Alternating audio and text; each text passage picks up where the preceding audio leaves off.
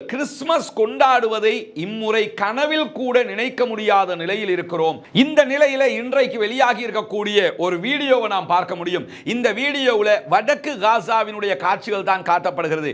நாங்கள் இஸ்ரேலோடு தான் சண்டை பிடிக்க விரும்புகிறோம், உங்களோடு சகோதர சண்டை பிடிப்பதற்கு நாங்கள் விரும்பவில்லை. எனவே மீண்டும் மீண்டும் எங்களை சண்டைக்குள் இழுக்காதீர்கள், இழுத்தால் நாங்கள் கண்டிப்பாக உங்களுக்கு எதிராக திரும்பி நிற்போம் என்கிற எச்சரிக்கையையும் விடுத்திருக்கிறார். அதே நேரம் அல் ஜசீராவும் இன்றைக்கு ஒரு கண்டன அறிக்கையை வெளியிட்டிருக்கிறது. யார் உண்மையிலேயே வெற்றியை நோக்கி நகருகிறார்கள் என்பதற்கு இன்றைக்கும் ஒரு சான்று வெளிப்பட்டிருக்கிறது. இஸ்ரேல் இன்றைக்கு என்ன பண்ணிருக்கிறாங்கன்னா, எதிர்வருகிற 2025 டிசம்பர் மாதம் வரைக்கும் நாட்டுக்குள்ள எமர்ஜென்சியை பாஸ் பண்ணியிருக்கிறாங்க.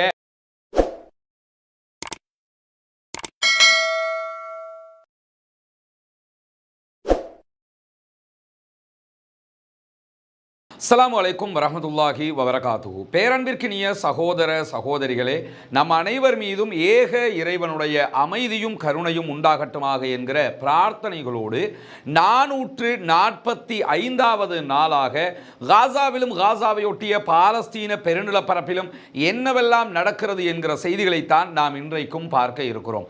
இன்றைக்கும் பல முக்கியமான சம்பவங்கள் காசாவிலும் காசாவை ஒட்டிய மத்திய கிழக்கு பகுதிகளிலும் நடந்தேறி இருக்கிறது.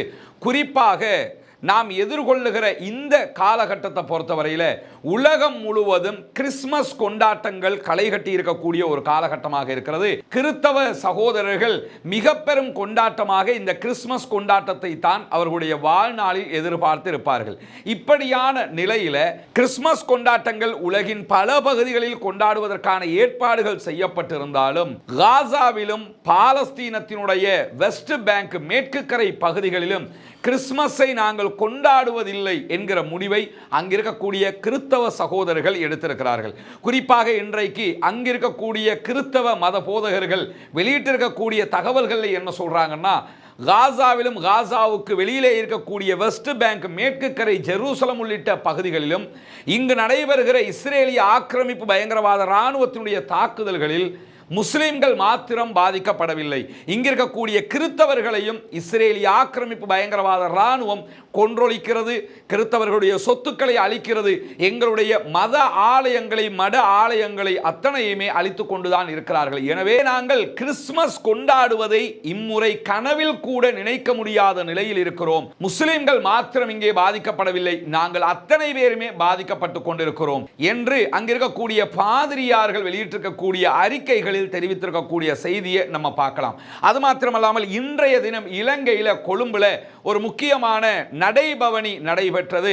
கிறிஸ்தவ சகோதரர்களோடு இணைந்து நடத்தப்பட்ட இந்த நடைபவனியிலையும் அங்கு கலந்து கொண்டிருக்கக்கூடிய கிறிஸ்தவ போதகர்கள் தெரிவித்திருக்கக்கூடிய கருத்துக்கள்ல மிக முக்கியமான கருத்து என்னன்னா, காசாவில் குழந்தைகள் கொல்லப்படும் போது நாங்கள் எப்படி கிறிஸ்துமஸ் கொண்டாட்டங்களை மேற்கொள்வது, எனவே கிறிஸ்துமஸ் கொண்டாட்டங்களை நாங்கள் செய்வதற்கு தயாரான நிலையில் இல்லை என்கிற அறிவிப்பை அவர்களும் இன்றைக்கு பகிரங்கமாக ஊடகங்களில் தெரிவித்த கருத்துக்களை நாம் பார்க்க முடிகிறது. இப்படி அங்கு நடக்கக்கூடிய பிரச்சனையை நம்ம எடுத்துக்கிட்டோம்னா, காசாவில் ஏதோ அங்கிருக்கக்கூடிய இஸ்லாமியர்களுக்கும் யூதர்களுக்குமான ஒரு பிரச்சனை என்றுதான் உலகில் பல பேர் இதுவரைக்கும் நினைத்துக் கொண்டிருந்தார்கள்.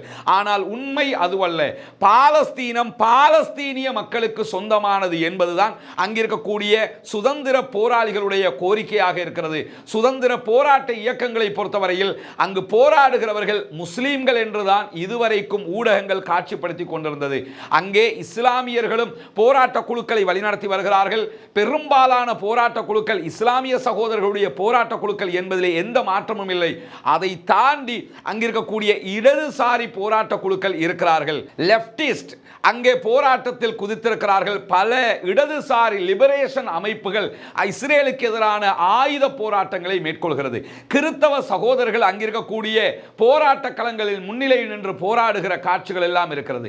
அதை தாண்டி மதமே இல்லை, எந்த மதத்தையும் நாங்கள் ஏற்றுக்கொள்ள மாட்டோம் என்று சொல்லக்கூடிய நாத்திகர்கள் கூட அங்கே போராட்டத்தில் ஈடுபட்டிருக்கிறார்கள். காரணம் என்னன்னா, அங்கு வாழக்கூடியவர்களாக அவர்கள் இருக்கிறார்கள். இது எங்களுடைய நாடு, எங்கள் நாட்டை நாங்கள் மீட்டே தீர்வோம் என்பதுதான் அவர்களுடைய போராட்டத்தின் அடிப்படையாக இருக்கிறது. எனவேதான் இஸ்ரேல் அங்கு நடத்தக்கூடிய தாக்குதல்களில் கொல்லப்படுவது பாலஸ்தீன முஸ்லிம்கள் மாத்திரமல்ல, பாலஸ்தீன முஸ்லிம் முஸ்லிம்கள், பாலஸ்தீன கிறிஸ்தவர்கள், பாலஸ்தீனத்தில் இருக்கக்கூடிய அனைத்து மத பிரிவினரும் இவர்களால் கொல்லப்பட்டு கொண்டுதான் இருக்கிறார்கள். எனவேதான் இம்முறை நாங்கள் கிறிஸ்துமஸ் கொண்டாட்டத்தை நடத்தப் போவதில்லை என்று பெத்லஹேமில் இருக்கக்கூடிய பல கிறிஸ்தவ தேவாலயங்கள் அறிவித்திருக்கக்கூடிய செய்திகளையும் இன்றைக்கு நாம் பார்க்க முடிகிறது. இந்த பணிகளுக்கு மத்தியிலே நாம் ஏற்கனவே சொன்னதை போல இன்றைக்கும் வெளியாகி இருக்கக்கூடிய ஒரு பயங்கரமான செய்தி என்னவென்று சொன்னால், வடக்கு காசா, நார்த்து காசாவில் இருக்கக்கூடிய கமால் அத்வான் மருத்துவமனை வளாகத்திலே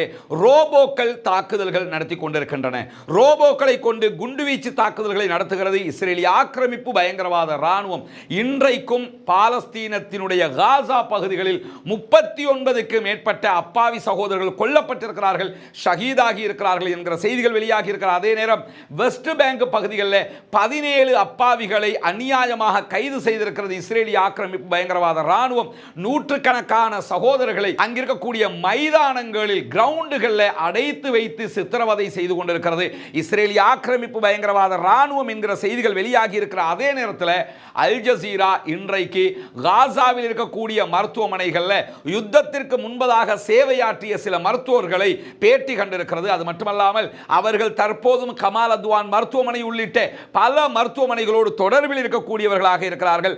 டாக்டர் ஜேம்ஸ் ஸ்மித் என்கிறவர் யூகேயில் இருந்து இன்றைக்கு அல் ஜசீராவுக்கு ஒரு பேட்டி வழங்கியிருந்தார். அந்த பேட்டியிலே அவர் சொல்லியிருக்கக்கூடிய மிக முக்கியமான செய்தி என்னன்னு சொன்னால், தற்போதைய நிலையில வடக்கு காசா, நார்த்து காசாவில் இருக்கக்கூடிய கமால் அத்வான் மருத்துவமனையில குழந்தைகளை வைப்பதற்கான இன்குபேட்டர்கள் மொத்தமாக அளிக்கப்பட்டிருக்கிறது.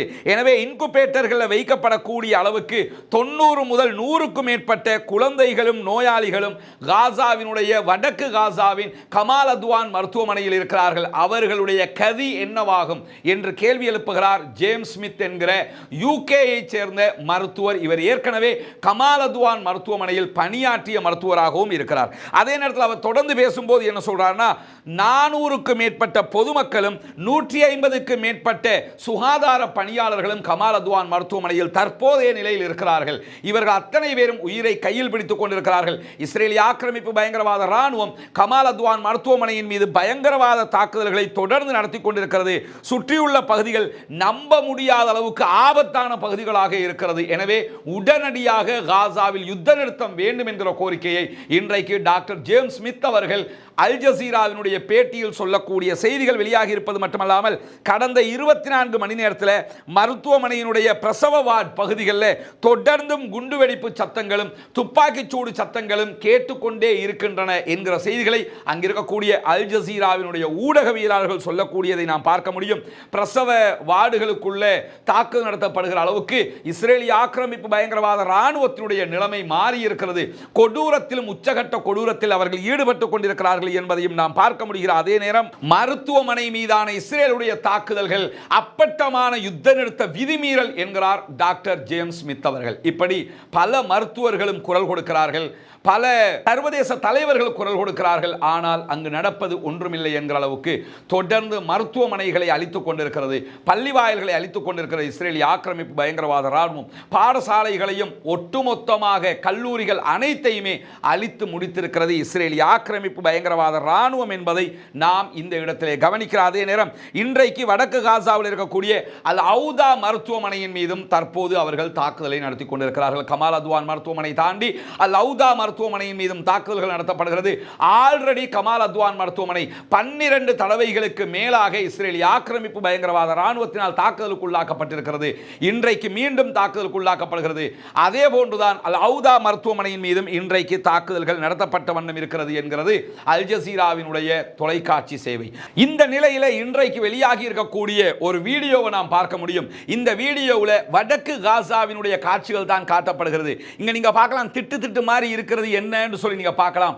ஒரு வறண்ட பாலைவனத்தை போன்று தோற்றமளிக்கக்கூடிய இந்த காட்சிகள் நார்த்து காசா ஜபாலியாவினுடைய பகுதிகள் தான். இந்த காட்சிகள் சுமார் 4000க்கு மேற்பட்ட கட்டிடங்களை மொத்தமாக அழித்து முடித்திருக்கிறது இஸ்ரேலிய ஆக்கிரமிப்பு பயங்கரவாத இராணுவம். அதனுடைய ஒரு ட்ரோன் ஷாட் வீடியோவை தான் நீங்க பார்க்குறீங்க. இதெல்லாம் ஒரு வீடுகளாக இருந்த இடங்களா என்று நினைத்து பார்க்க முடியாத அளவுக்கு இதனுடைய அழிவுகள் இருப்பதை நீங்க பார்க்க முடியும். இந்த காட்சிகளை பார்க்கும் போதே பயங்கரமான தோற்றத்தை உண்டாக்கும், ஒரு கட்டிடம் கூட இங்கே மீதி கிடையாது என்கிற அளவுக்கு அனைத்து கட்டிடங்களும் மொத்தமாக அழிக்கப்பட்டிருக்கக்கூடிய காட்சியை தான் இங்க நாங்க பார்க்கிறோம். இந்த காட்சியில எந்த இடத்திலேயாவது ஒரு இடைவெளி இருக்கிறதாங்கிறத நீங்க பாருங்க. ஒரு இடம் விடாம அத்தனை இடங்களையுமே அவர்கள் அழித்து முடித்திருக்கிறார்கள். இதுதான் இஸ்ரேலிய ஆக்கிரமிப்பு பயங்கரவாத இராணுவத்தினுடைய ஆக்கிரமிப்பின் உச்சகட்டம் என்பதையும் நாம் புரிந்து கொள்ள வேண்டும். இது வடக்கு காசாவினுடைய காட்சிகள் மாத்திரம்தான். இதுவல்லாமல் பல பகுதிகளும் காசாவினுடைய இப்படியான நிலைகளை தான் அடைந்திருக்கிறது. எந்த இடங்களும் சேஃப்டி ஜோன் என்று சொல்லப்படுகிற அளவுக்கு கிடையாது என்பதையும் நாம் புரிந்து கொள்வதற்கு ஒரு மிக அண்மைய சாட்சியாக இந்த காட்சிகள் அமைந்திருப்பதையும் நாம் அவதானிக்க முடியும். அன்பிற்கினிய சகோதர சகோதரிகளே, நமக்கெல்லாம் தெரியும், கடந்த வருடம் இதே காலகட்டத்தில் பாடசாலை மாணவர்களுக்கான பாடசாலை உபகரணங்களை நாம் அன்பளிப்பு செய்து கொண்டிருந்தோம். நீங்கள் தருகிற உதவிகளை கொண்டு, உங்களுடைய ஒத்தாசைகளை கொண்டுதான் இந்த காரியங்களை செய்து வந்திருந்தோம். ஆயிரக்கணக்கான மாணவர்களுக்கு அந்த உதவிகளை நம்மால் செய்ய முடிந்தது. கல்வியை தொடர முடியாமல், பாடசாலை உபகரணங்களை பெற்றுக்கொள்ள முடியாமல் கஷ்டப்படுகிற மாணவர்களுக்கு அவர்களை தேடிச் சென்று அவர்களுடைய பாடசாலைகள் ஊடாக அந்த ஒத்துழைப்புகளையும் உதவிகளையும் நாம் வழங்கி வந்திருந்தோம். அதே போன்று இம்முறையும் ஹாப்பி டு லேர்ன் என்கிற திட்டத்தினூடாக பாடசாலை மாணவர்களுக்கான உதவிகளை செய்வதற்கான ஏற்பாடுகளை செய்து கொண்டிருக்கிறோம். உங்களால் முடிந்த உதவி ஒத்தாசைகளை பாடசாலை மாணவர்களுக்கு செய்யுமாறு கேட்டுக்கொள்கிறோம். முன்னால் தெரிகிற என்னுடைய வாட்ஸ்அப் மற்றும் தொலைபேசி இலக்கத்திற்கு தொடர்பு கொண்டு உங்களால் முடிந்த உதவிகளை வழங்க முடியும். சதக்கத்துல் ஜாரியாவிலே இணைந்து கொள்ளுங்கள். மறுமையிலே நட்பேரை பெற்றுத்தரக்கூடிய, நிரந்தர தர்மத்திற்கான நன்மையை பெற்றுத்தரக்கூடிய இந்த காரியத்தில் நாம் கைகோர்க்க வேண்டும். கடந்த ஆண்டை போல் இந்த ஆண்டும் அந்த மாணவர்களுக்கு தேவையான உதவிகளை நாம் செய்கிற போது அவர்கள் கல்வியை சிறப்பாக தொடர்வதற்கான வாய்ப்பாக அது அமையும். மறுமையிலே நமக்கு மிக பெரும் நன்மையை பெற்றுத்தரக்கூடிய காரியமாகவும் அது அமையும். முன்னால் தெரிகிற என்னுடைய தொலைபேசி இலக்கத்திற்கு தொடர்பு கொண்டு உங்களால் முடிந்த உதவிகளை வாரி வழங்குமாறு அன்பாக கேட்டுக்கொள்கிறேன். இப்படியான நிலையில என்ன செய்கின்றன காசாவிலே இருக்கக்கூடிய பாலஸ்தீன விடுதலை போராட்ட அமைப்புகள் என்கிற கேள்வி மிக முக்கியமானது. இன்றைக்கும் பல தாக்குதல்களை இஸ்ரேலிய ஆக்கிரமிப்பு பயங்கரவாத இராணுவத்திற்கு எதிராக பாலஸ்தீன விடுதலை போராளிகள் நடத்தி கொண்டிருக்கிறார்கள். நமக்கு தெரியும், பாலஸ்தீன விடுதலை போராளிகளுக்கு உதவியாக இருந்த ஹெஸ்புல்லாக்கள் தற்போது சமாதான உடன்படிக்கையின் கீழ் ஆயுதங்களை அமைதிப்படுத்தி இருக்கிறார்கள். அவர்களுக்கு துணையாக தற்போது மிக முக்கியமாக யமனில் இருக்கக்கூடிய ஹூதிகள் தான் களமிறங்கி அடித்துக் கொண்டிருக்கிறார்கள். அதிலும் குறிப்பாக கடந்த 3-4 நாட்களாக நாங்கள் நேரடியாக யுத்தத்தில் களமிறங்குகிறோம் என்று யமன்ல 2020 கிலோமீட்டருக்கு அப்பால் இருந்து இஸ்ரேல் மீது பல தாக்குதல்களை நடத்துகிறார்கள். அப்படியான நிலையில தான் காசாவுக்குள் இருந்து போராடக்கூடிய பாலஸ்தீன விடுதலை போராட்ட அமைப்பினர் இன்றைக்கும் பல தாக்குதல்களை நடத்துகிறார்கள். குறிப்பாக அவர்களுடைய ராக்கெட் படைப்பிரிவு இன்றைக்கு ஏகப்பட்ட ஏவுகணை தாக்குதல்களை இஸ்ரேலிய ஆக்கிரமிப்பு பயங்கரவாத இராணுவத்தினுடைய நிலைகள் மீது நடத்தி இருக்கின்றது. இன்றைக்கு அவர்கள் வெளியிட்டிருக்கக்கூடிய வீடியோ அல் ஜசீராவினுடைய அரபு பக்கத்தில் நீங்கள் பார்க்க முடியும். அந்த வீடியோவினுடைய காட்சிகளை தான் பார்க்கிறீங்க. அவர்கள் இன்றைக்கு இஸ்ரேலிய ஆக்கிரமிப்பு பயங்கரவாத இராணுவத்தின் மீது 10 கிலோமீட்டர் தாண்டி சென்று தாக்குதல் நடத்தக்கூடிய இந்த வகையான ராக்கெட் தாக்குதல்களை நடத்தி இருக்கிறார்கள். அந்த தாக்குதல்களுடைய காட்சிகளையும் வெளியிட்டிருக்கிறார்கள். நெட்சாரிம் காரிடோர் பகுதிகள், அதே போன்று இஸ்ரேலிய ஆக்கிரமிப்பு பயங்கரவாத இராணுவத்தினர் இருக்கக்கூடிய பல பகுதிகளில் அவர்கள் தாக்குதல்களை நடத்தி இருப்பது மட்டுமல்லாமல் இஸ்ரேலிய ஆக்கிரமிப்பு பயங்கரவாத இராணுவத்தினுடைய 12 பேரை கொண்ட ஜியோனிச காலாட் படை பிரிவை பதுங்கியிருந்து நடத்திய தாக்குதலினூடாக மொத்தமாக இன்றைக்கு அழித்திருக்கிறார்கள் என்கிற செய்தியும் வெளியாகி இருக்கிறது. ஒரு விஷயத்தை நீங்க கவனிச்சுக்கிறோம் என்னன்னா, இந்த யுத்தத்தை பொறுத்தவரையில் இஸ்ரேல் தொடர்ந்து அவர்களுடைய அழிவின் எண்ணிக்கைகளை மறைக்கிறது என்கிற குற்றச்சாட்டுக்களை நேற்றைய தினம் ஹாரெட்ஸ் பத்திரிகையை முன்வைத்திருந்தார்கள். ஆயிரக்கணக்கான இஸ்ரேலிய படைப்பிரிவை சேர்ந்தவர்கள் செத்து மடிந்திருக்கிறார்கள். ஆனால் அவங்க இதுவரைக்கும் எங்களில் 8000 பேர், 500 பேர், 600 பேர் என்றுதான் சொல்லிக் கொண்டிருக்கிறார்கள். அதே நேரத்தில் பாலஸ்தீன விடுதலை அமைப்பை சேர்ந்தவர்கள் ஆயிரக்கணக்கிலே கொல்லப்பட்டிருக்கிறார்கள் என்று சொல்லக்கூடிய இஸ்ரேலிய ஆக்கிரமிப்பு பயங்கரவாத இராணுவம் அவர்களுடைய எந்த பாடிகளையும் எந்த ஜனாசாக்களையும் காட்சிப்படுத்தாமல் கேள்விக்குறியோடு நிற்பதையும் நீங்கள் கவனிக்க முடியும். அப்படி என்றால் பாலஸ்தீன விடுதலை அமைப்பினர் தொடர்பாக அவர்கள் சொல்வதும் போய், அவர்களுடைய இராணுவத்தில் அவர்களுக்கு ஏற்பட்டிருக்கக்கூடிய இழப்புகள் தொடர்பாக சொல்வதும் போய். இன்றைக்கு 12 பேர் கொல்லப்பட்டிருக்கிறார்கள், ஒரே பெட்டாலியனை சேர்ந்தவர்கள். ஆனால் இந்த நிமிடம் வரைக்கும் இஸ்ரேல் அப்படி ஒரு சம்பவம் நடந்ததாக கூட ஒப்புக்கொள்ளவில்லை. ஆனால் தொடர்ந்து பாலஸ்தீன விடுதலை போராளிகள் இஸ்ரேலிய ஆக்கிரமிப்பு பயங்கரவாத இராணுவத்தை அழித்துக் கொண்டே இருக்கிறார்கள். அதிலேயும் இஸ்ரேலுடைய படைப்பிரிவை பொறுத்தவரையில் நம்ம எல்லாம் அறிஞ்சுக்கிட்ட ஒரு விஷயம் தான், உலகத்திலேயே எங்களை விட்டா அப்படி ஒரு இராணுவம் கிடையாதும்பாங்க. அவர்களுடைய இராணுவ சீருடைகளே நீங்க பார்த்தீங்கன்னா முழுமையாக புல்லட் ப்ரூஃபோட தான் களமிறங்கி வருவாங்க. அவர்களை கொல்லுவது என்பது ஒரு யுத்தத்தில் மிகப்பெரிய சவாலான ஒன்றாக இருக்கும். ஏன்னா அவர்கள் மேலே ஸ்னைப்பர் அட்டாக் பண்ணினா கூட இந்த முகத்தினுடைய இந்த பகுதிகள் மீது மட்டும்தான் பண்ண முடியும். மற்ற இடங்கள் எல்லாத்தையுமே அவங்க கவர் பண்ணிக்கிட்டு தான் வருவாங்க, அல்லது அந்த அவர்களுடைய மெர்காவா டேங்குக்குள்ள தான் வருவாங்க. இப்படி வருகிற நேரத்தில் அவர்கள் மீதான தாக்குதலை நடத்தி அவர்களை அழிப்பது என்பது மிக சிரமமான காரியமாக இருந்தும் ஒவ்வொரு நாளும் பாலஸ்தீன விடுதலை அமைப்பை சேர்ந்தவர்கள் அவர்களில் பல பேரை கொன்றொழிக்கிறார்கள் என்று சொன்னால் இந்த இடத்திலே யார் தொடர்ந்து வெல்கிறார்கள், யார் தொடர்ந்து தோல்வியை சந்திக்கிறார்கள் என்பதையும் நாம் கவனிக்க வேண்டுமா இல்லையா? அந்த அடிப்படையில் நீங்க பார்த்தீங்கன்னு சொன்னா இன்றைக்கும் 12 பேர் கொண்ட ஒரு காலாட்படை பிரிவை பாலஸ்தீன விடுதலை அமைப்பினர் அளித்திருப்பது மட்டுமல்லாமல் முன்னர் நாம் காட்டியதை போல அவர்கள் மீது ஏவுகணை தாக்குதல்களையும் தொடர்ந்து நடத்தி கொண்டிருக்கக்கூடிய நேரத்தில் பைத் ஹனூன் பகுதிகளுடைய மேற்கு பகுதி அல் இஸ்பா என்கிற பகுதிகளில் பதுங்கி இருந்து நடத்திய தாக்குதல்களில் இஸ்ரேலிய ஆக்கிரமிப்பு பயங்கரவாத ராணுவத்தை சேர்ந்தவர்களை நாங்கள் கொன்றொழித்திருக்கிறோம் என்கிற செய்திகளையும் பாலஸ்தீன விடுதலை அமைப்பினர் அறிவித்திருக்கிற அதே நேரம் அதில் எத்தனை பேர் என்பதை அவர்கள் குறிப்பிடவில்லை என்பதையும் நாம் கவனிக்க வேண்டும். இப்படி தொடர்ந்து அவர்கள் ஒவ்வொரு நாளும் 7 பேர் 12 பேர் என்கிற தாக்குதல்களில் கொல்லப்பட்டுக் கொண்டே இருக்கிறது இஸ்ரேலிய ஆக்கிரமிப்பு பயங்கரவாத ராணுவம். அல் ஜசீராவினுடைய வீடியோ, பாலஸ்தீன விடுதலை அமைப்பினர் வெளியிட்டிருக்கக்கூடிய வீடியோவில் அல் ஜசீராவில் நீங்க அரபு பக்கத்தில் போய் பார்க்க முடியும். அந்த கொல்லப்பட்டவர்களுடைய உடல்களை எடுத்துக்கொண்டு செல்கிற ஹெலிகாப்டர்களுடைய காட்சிகள் வரைக்கும் பாலஸ்தீன விடுதலை போராளிகள் வெளியிட்டிருப்பதை நாம் அவதானிக்க முடிகிறது. இப்படி தொடர்ந்தும் பாலஸ்தீன விடுதலை போராளிகள் இஸ்ரேலிய ஆக்கிரமிப்பு பயங்கரவாத ராணுவத்திற்கு எதிராக தாக்குதல்கள் நடத்தி வருகிற அதே நேரம் வெஸ்ட் பேங்க் மேற்கு கரை பகுதிகளில் தொடர்ந்தும் பாலஸ்தீன விடுதலை போராளிகளுக்கு எதிராக அங்கிருக்கக்கூடிய ஃபத்தாஹ் அமைப்பை சேர்ந்தவர்கள் தாக்குதல்களை நடத்தி வருகிறார்கள். நம்ம ஏற்கனவே ஒரு 3-4 நாட்களாக சொல்லி வர்றோம், சகோதர தாக்குதல்கள், சகோதர சண்டை என்கிற வார்த்தையை பயன்படுத்துவதை கூட நாம் தவிர்க்க வேண்டிய நிலை இருக்கிறது. ஏன்னா இது முனாஃபிக்கீன்களுக்கும் போராளிகளுக்கும் இடையிலான சண்டை என்றுதான் வகைப்படுத்த வேண்டும். ஏன்னா ஒரு மாபெரும் ஒரு யுத்தம் நடைபெற்று வருகிறது. இஸ்ரேலை உயிரை பணயம் வைத்து எதிர்கொண்டு வருகிறார்கள். இஸ்ரேலிய ராணுவத்திற்கு எதிரான தாக்குதல்களை நடத்தி வருகிறார்கள். அவர்களோடு சண்டை பிடிக்கக்கூடியவர்களை முதுகு பக்கமாக வந்து ஒரு சாரார் கொள்வதற்கு தயாராகிறார்கள் என்று சொன்னால் அவர்கள் முனாஃபிக்கீன்களை தவிர யாராக இருக்க முடியும்? நயவஞ்சகர்களை தவிர யாராக இருக்க முடியும்? ஃபத்தாஹ் அமைப்பை சேர்ந்தவர்கள் இன்றைக்கும் தூபாஸ் பகுதிகளிலும் இதுவரைக்கும் ஜெனின்ல மட்டும்தான் இந்த தாக்குதல்களை நடத்திக்கிட்டு இருந்தாங்க. தற்போது தூபாஸ் பகுதிகளிலும் இதே தாக்குதல்களை நடத்தி வருகிறார்கள். இன்றைக்கு பாலஸ்தீன விடுதலை அமைப்பை சேர்ந்தவர்கள் ஒரு எச்சரிக்கையை கடுமையாக விடுத்திருக்கிறார்கள். நாங்கள் இஸ்ரேலோடு தான் சண்டை பிடிக்க விரும்புகிறோம், உங்களோடு சகோதர சண்டை பிடிப்பதற்கு நாங்கள் விரும்பவில்லை. எனவே மீண்டும் மீண்டும் எங்களை சண்டைக்குள் இழுக்காதீர்கள், இழுத்தால் நாங்கள் கண்டிப்பாக உங்களுக்கு எதிராக திரும்பி நிற்போம் என்கிற எச்சரிக்கையையும் விடுத்திருக்கிற அதே நேரம் அல் ஜசீராவும் இன்றைக்கு ஒரு கண்டன அறிக்கையை வெளியிட்டிருக்கிறது. அது என்ன கண்டன அறிக்கை என்று சொன்னால் அங்கு நடைபெறுகிற செய்திகளை துல்லியமாக தரக்கூடிய வேலையை அல் ஜசீரா செய்து வருகிறது என்பது நமக்கு தெரியும். காசாவுக்குள்ளேயே துல்லியமாக தரக்கூடியவர்கள் வெஸ்ட் பேங்க்லையும் துல்லியமாக தந்து கொண்டிருக்கிறார்கள். தூபாஸாக இருக்கலாம், ஜெனினாக இருக்கலாம், அந்த பகுதிகளில் இந்த ஃபத்தாஹ் அமைப்பை சேர்ந்தவர்கள் பாலஸ்தீன விடுதலை போராளிகளுக்கு எதிராக நடத்துகிற தாக்குதல்களை அதையும் அவங்க உடனடியாக அப்டேட்டாக நியூஸாக தந்து கொண்டே இருக்கிறார்கள்.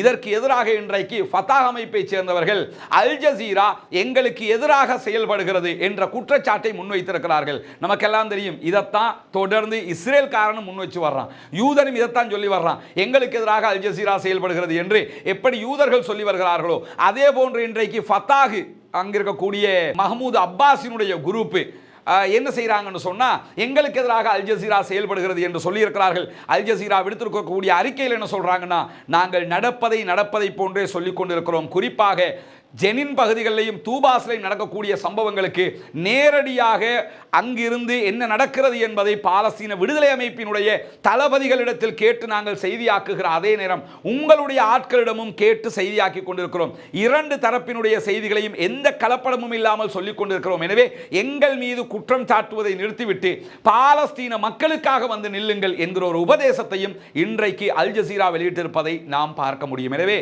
ஏன்னா அல் ஜசீராவை எதுக்கு எதிராக போராடிக்கிட்டு இருக்கிறாங்க? இருக்கிறாங்க. இந்த யூதர்கள் இஸ்ரேலியர்கள் செய்கிற அநியாயத்துக்கு எதிராக போராடிக்கிட்டு இருக்கிறாங்க. அவங்களுக்கே இஸ்ரேல் பல தடைகளை விதித்துக் கொண்டிருக்கும் போது இங்க இருக்கிற முதுகுல குத்தினா தாங்க முடியுமா? அந்த மாதிரியான ஒரு காரியத்தை இன்றைக்கும் அவர்கள் செய்கிறார்கள் என்கிற செய்திகள் வெளியாகி இருப்பதை நாம் பார்க்க முடிகிறது.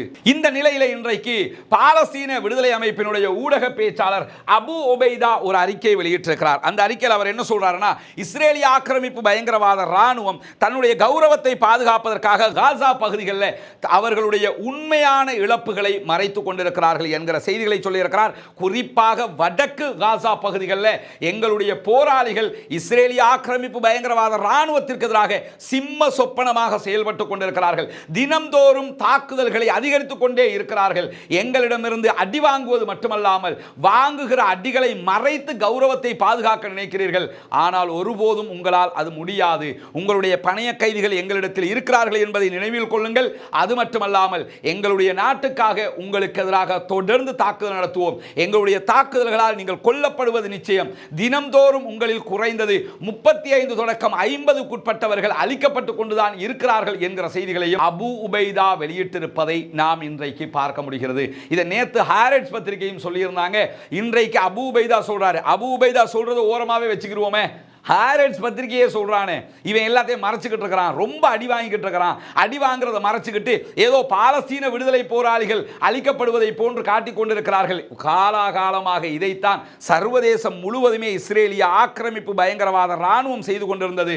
ஆனால் அதையெல்லாம் தாண்டி தற்போது நாங்கள் யார் என்பதை உலகத்திற்கு காட்டிக் கொண்டிருக்கிறார்கள் பாலஸ்தீன விடுதலை அமைப்பை சேர்ந்தவர்கள். இந்த நிலையில யார் உண்மையிலேயே வெற்றியை நோக்கி நகர்கிறார்கள் என்பதற்கு இன்றைக்கும் ஒரு சான்று வெளிப்பட்டிருக்கிறது. அது என்ன சான்று என்று சொன்னால், பாலஸ்தீன விடுதலை அமைப்பினருடைய தாக்குதல்கள் தொடர்ந்து நடைபெற்று வருவதால் இன்றைக்கு இஸ்ரேலுடைய பாராளுமன்றம் நெசட்டில் ஒரு தீர்மானம் கொண்டு வரப்பட்டது.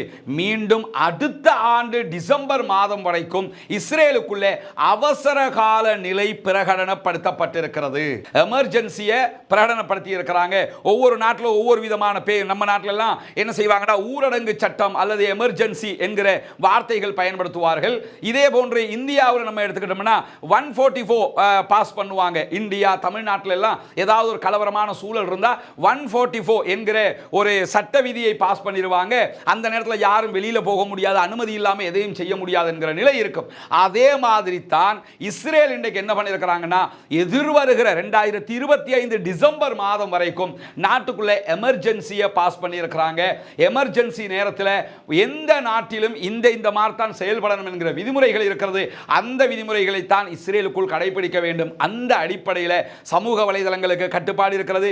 அல் ஜசீராவுக்கு தடை விதித்திருக்கிறார்கள். இஸ்ரேலி ஹயோம் உள்ளிட்ட பல நெட்வொர்க்குகளுக்கு அவர்கள் விதிமுறைகளை விதித்திருக்கிறார்கள். ஹாரெட்ஸுக்கு தடை விதித்திருக்கிறார்கள். இப்படி பல கட்டுப்பாடுகளோடு உண்மையை தடுப்பதற்கு எப்படியெல்லாம் பாடுபட வேண்டி இருக்கிறது என்பதை நாம் கவனிக்க வேண்டும். உண்மையிலேயே இஸ்ரேல் தான் ஜெயித்துக் கொண்டிருக்கிறது என்றால் எதற்கு 2025 டிசம்பர் வரைக்கும் அவங்க எமர்ஜென்சியை பாஸ் பண்ணணும்? எதுக்கு இந்த மாதிரி ஒரு காரியத்தை செய்யணும்? செய்யவே தேவையில்லையே. எங்க நாடு ரொம்ப சேஃப்டியா இருக்குது. நாங்கெல்லாம் எப்படி தெரியுமா, அவங்களெல்லாம் அழிச்சு முடிச்சிட்டோம், அழிச்சு மொத்தமாக அழிச்சிட்டோம் அப்படின்ட்டு இருக்க வேண்டியதானே. அப்படி இருக்காம 2025 டிசம்பர் வரைக்கும் எமர்ஜென்சியை பாஸ் பண்றாங்கன்னா தங்களுடைய நாடு பாதுகாப்பாக இல்லை.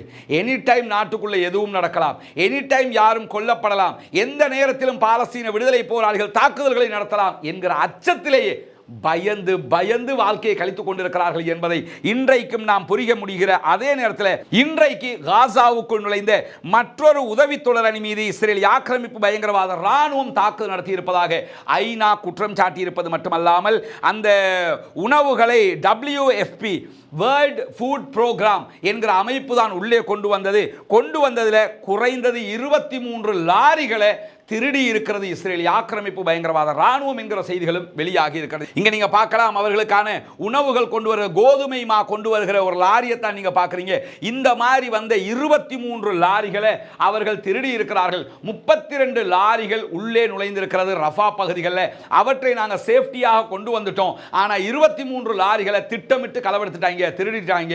காசா மக்களுக்கு கொன்று குவிப்பது மட்டுமல்லாமல் அவர்களுக்கு கிடைக்கிற உணவுகளை கூட திருடி தின்கிற ஈனத்தனம் பிரதானமான வேலையை இஸ்ரேலிய ஆக்கிரமிப்பு பயங்கரவாத இராணுவம் செய்கிறது என்கிற செய்திகளும் இன்றைக்கு வெளியாகி இருக்கிற அதே நேரத்தில் நமக்கெல்லாம் தெரியும் யமன்ல இருக்கக்கூடிய யூதி போராளிகளும் தொடர்ந்து பாலஸ்தீனத்திற்கு ஆதரவாக இஸ்ரேலிய ஆக்கிரமிப்பு பயங்கரவாத இராணுவத்திற்கு எதிராக தாக்குதல்களை நடத்தி வருகிறார்கள். கடந்த வியாழக்கிழமை ஏவுகணை தாக்குதல்களை நடத்தினார்கள், சனிக்கிழமை ஏவுகணை தாக்குதல்களை நடத்தினார்கள், இன்றைக்கும் தாக்குதல்களை நடத்தி இருக்கிறார்கள். இன்றைக்கு நடத்திய தாக்குதல்ல ஒரு காமெடி என்னன்னு கேட்டா, வந்த ராக்கெட்டை நாங்க வானத்தில் வச்சு தடுத்துட்டோம், எங்களுடைய தடுக்கக்கூடிய அயன்டோம் சிஸ்டமேட்டிக்ல உடனடியாக ஏவுகணைகள் ரிப்பீட் போய் தடுத்து நிறுத்திருச்சு என்கிற செய்திகளை இஸ்ரேல் வெளியிட்டிருக்கிறது.